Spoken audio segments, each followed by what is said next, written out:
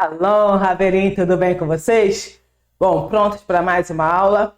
Bom, hoje nós vamos estar falando de um tema que, na verdade, todos são extremamente relevantes. Inclusive, eu vou contar uma historinha para vocês. E hoje a gente vai estar falando que um mentor, né, um leader training, ele literalmente desenvolve todo o potencial dos seus mentorados, dos seus liderados. É sobre isso que a gente vai estar falando hoje.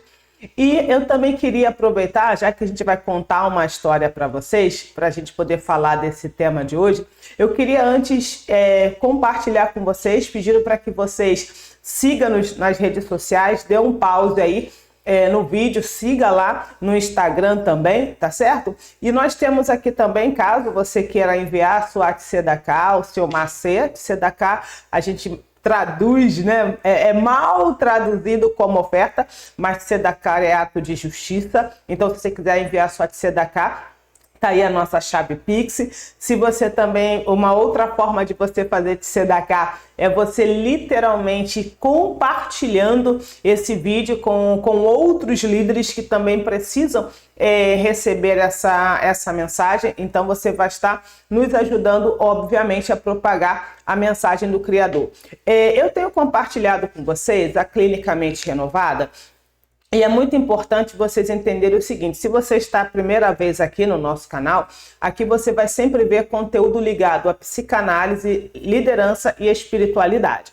Então, falando especificamente da psicanálise, nós vamos ter talvez uma aula um pouquinho mais, com uma duração maior, falando sobre saúde mental. Além disso, nós temos uma playlist aqui falando da formação em psicanálise. Então, assim, não é só para vender o curso, tá? Mas é falando sobre psicanálise no geral, que a gente vai estar falando de saúde mental. Então, só dando um spoilerzinho aqui, dentro desse pilar de que a gente está trabalhando aqui dos princípios de liderança, é de fundamental importância que você se atenha à saúde mental dos seus mentorados, dos seus liderados e, por que não dizer, a sua saúde mental, tá certo? Então, só para vocês terem uma ideia, eu acho que já deu para perceber que eu não sou louca, né? Eu acho que deu. Eu já faço análise há mais de quase uns 10 anos ou um pouquinho mais. Então, assim, passar por um processo analítico, passar por um processo terapêutico não é algo para quem é louco, para quem está batendo biela, para quem está quase espumando pela boca. Não, aí já quase estado terminal, tá certo? Então, assim, brincadeiras à parte, mas Freud, o pai da psicanálise, que também era judeu, ele diz assim, olha só, brincando se diz tudo, inclusive a verdade. Então, assim, eu estou falando, não estou falando a verdade, porque, claro, mesmo que você estiver espumando, que não vai estar, porque senão estaria aqui assistindo, também há esperança para você, tá? Além disso, nós temos também a AI Academy, e aí falando especificamente da formação em psicanálise, eu acho de suma importância e relevância que você faça a formação em psicanálise, não necessariamente para você clinicar, mas para autoconhecimento e, consequentemente, poder ajudar a sua comunidade. E, obviamente, nós temos aqui a imersão Leader Training, que nada mais é do que a gente transformar os seus líderes em mentores, tá? Então é muito importante que a gente mude, sabe, vire essa chavezinha na nossa mente e a gente comece a enxergar os nossos líderes, a nossa comunidade, como literalmente um grupo, digamos assim, de mentores. Foi isso que Yeshua fez, foi isso que Buda fez, foi isso que Gandhi fez, os grandes líderes fazem isso, tá? E dando aqui sequência ao nosso estudo, a gente vai estar falando hoje sobre que o líder, né, na verdade o mentor, ele desenvolve todo o potencial do seu colaborador. E você já sabe que quando eu falo colaborador, eu não estou falando para um empresário propriamente dito, eu estou falando para todos aqueles que têm, né, essa função de liderança. Então, o nosso foco, por mais que a gente utilize a expressão liderança, me perdoe, eu vou ser repetitiva nesse quesito, por mais que a gente utilize a expressão liderança, a gente, na verdade, a gente não quer formar líderes, tá? A gente quer pegar os líderes que já existem e transformá-los em mentores. E aí, é claro, se você quiser ir para um nível maior, que é onde a gente tem as ferramentas utilizadas nesse curso, então as ferramentas e inclusive acesso restrito à nossa comunidade, aí é claro que é através desse link aí para que você possa, inclusive, ter um certificado. Bom, eu disse para vocês que eu ia contar uma história para vocês e vou contar uma história. Nós temos... Antes de contar a história, deixa eu fazer esse pano de fundo aqui. Quando a gente olha para o protestantismo, né? E aí eu vou falar especificamente aqui da Igreja Católica. Quando a gente olha para a autoridade máxima da Igreja Católica, é simplesmente o Papa, porque é um cargo que ele exerce.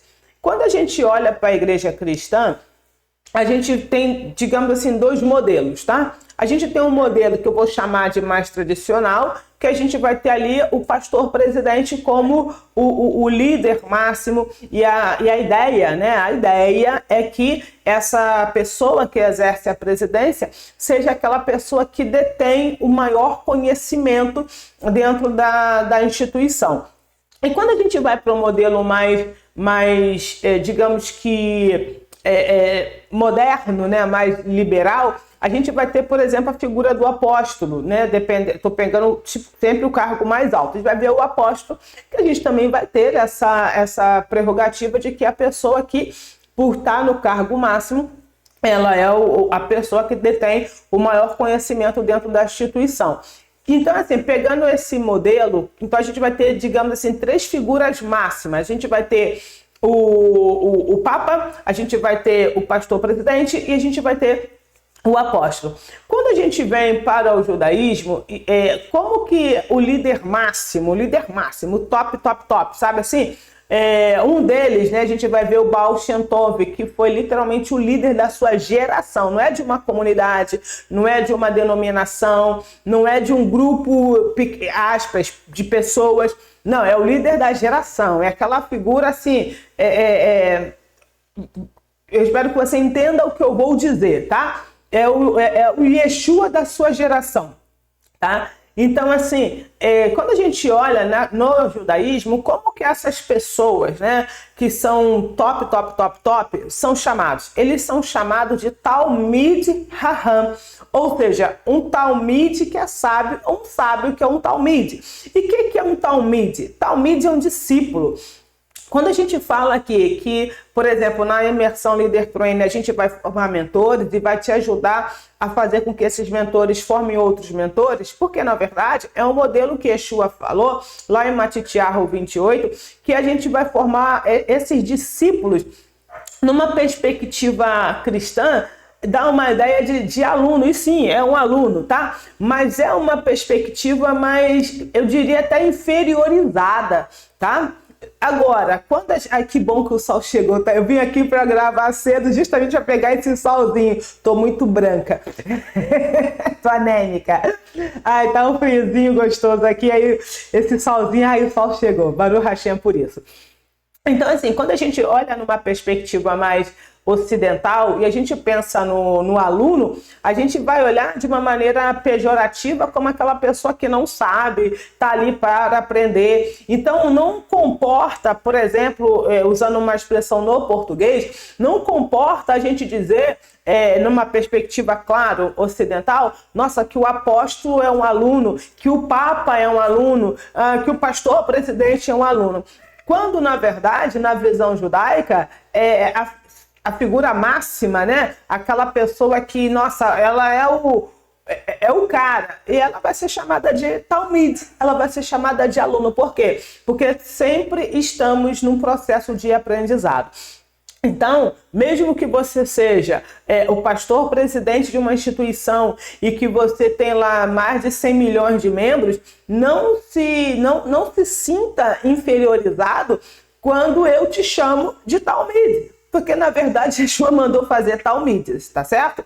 Então, essa é uma coisa muito importante a ser dita. Bom, vamos à nossa história. Nós temos um Talmid Raham, tá certo? Nós temos um Talmid Raham chamado Rav Akiva. Rav é rabino, mas é um rabino dos rabinos.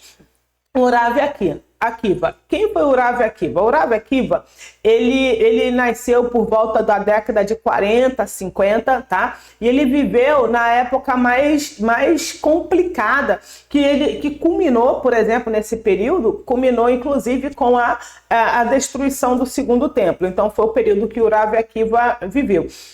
E ele cuidava das ovelhas de uma determinada pessoa, e a filha dessa pessoa, né, no caso a Rachel, no hebraico é Rachel, sim, isso lá em Israel, claro, a Rachel se enamorou dele, né? E o que acontece? Obviamente não, deixa eu falar antes do obviamente. Ele não era uma pessoa estudiosa, né? E aí o pai dela não aceitou esse casamento, não queria permitir esse casamento. E aí ela mesmo assim, o líder desenvolve todo o potencial. E mulheres, eu espero que vocês entendam isso que eu vou falar, mas de certa forma, os maiores líderes que os homens vão ter são exatamente as suas esposas. Por quê? Porque o papel da esposa, um dos papéis da esposa, é ajudar, é auxiliar o seu marido a desenvolver todo o seu potencial. Então, Rachel, ela viu o potencial até então no Akiva, e mesmo assim ela insistiu com o seu pai, e o pai, óbvio, né, ele era rico e tudo mais, mesmo assim ela insistiu com o seu pai para que ela casasse com ele. E aí o pai deu uma condição: tudo bem, você pode casar com ele, mas eu vou te deserdar, você não vai ter direito à herança. Lembrando que eles eram ricos. Ela abriu mão da herança. E aí, enfim, se casaram, deserdaram, foram embora lá da casa do pai, no caso dele, do sogro. E eles, o que acontece? Ela falou assim: olha, eu me caso com você e tudo mais, mas tem uma condição: você vai precisar estudar. E aí, mas só que o Akiva, até então, ele tinha muita dificuldade, sabe? As palavras, né, não entravam na mente dele, ele parecia ter um bloqueio. E o que acontece? Ele, um dia, né, vendo a água passar, né, lá no riacho e tudo mais, e aí ele percebeu, né, acredito sinceramente, eu vou falar com olhos espirituais, mas na verdade os judeus, eles são muito contemplativos, tá? Somos muito contemplativos. E aí o que acontece? Ele percebeu que a água batendo na pedra fazia aquela pedra desgastar. E aí talvez venha daí o ditado: água mole em pedra dura, tanto bate até que fura. Talvez venha daí o ditado. E aí o que acontece? Quando ele teve esse insight, essa mudança de chave, ele então falou assim: tudo bem, então eu vou começar a estudar. E aí ele lá, com 40 anos de idade, tá? Ele já tinha 40 anos, ele falou assim: então tá, então vou para a escola, vou aprender o Aleph Bet. Olha só, 40 anos de idade, e ele foi para a escola, e diz os nossos sábios que ele foi lá sentar com as crianças para aprender o Aleph Bet. Hadassah, o que é o Aleph Bet? Se você não sabe, é porque você não está fazendo o nosso curso Voltando à Origem. Tem uma série de vídeos aqui no YouTube, e tem também no nosso ambiente lá, restrito, né, na nossa área de membros, tem uma parte que é exclusiva para membros. A gente está falando do Aleph Bet, que é o alfabeto hebraico. E aí o que acontece? Até então o Akiva, ele foi para a escola e sentou lá junto com as crianças para aprender o Aleph Bet, né? Aleph, Bet, Gimel, Dalet, aí vai. Que seria aspas, não é isso? Mas só para você entender, foi aprender A, E, I, O, U, e assim foi. A, B, C, D, Z. Enfim, e aí o que acontece? Ele volta para casa, já estava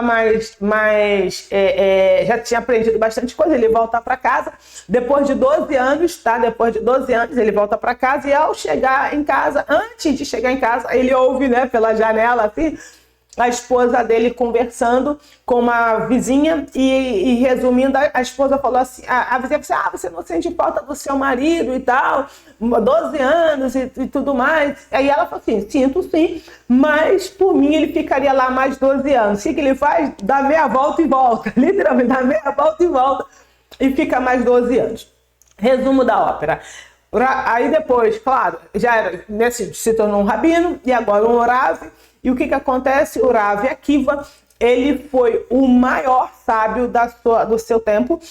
Ele teve, naquele tempo que era extremamente difícil, tá? Ele teve nada mais e nada menos do que 24 mil alunos. E o Rav Akiva morreu por volta do ano, deixa eu pegar aqui minha cola, ele morreu por volta do ano, acho que é 1185, acho que foi isso, 1185, que ele morreu. Você também pode pesquisar isso aí no Google, que essa data exata não é relevante, ou seja, ele viveu 40 anos, digamos assim, na escuridão, no sentido da falta de conhecimento, depois viveu mais 40, 45 anos, 50 anos, na luz do Criador. Isso tudo por quê?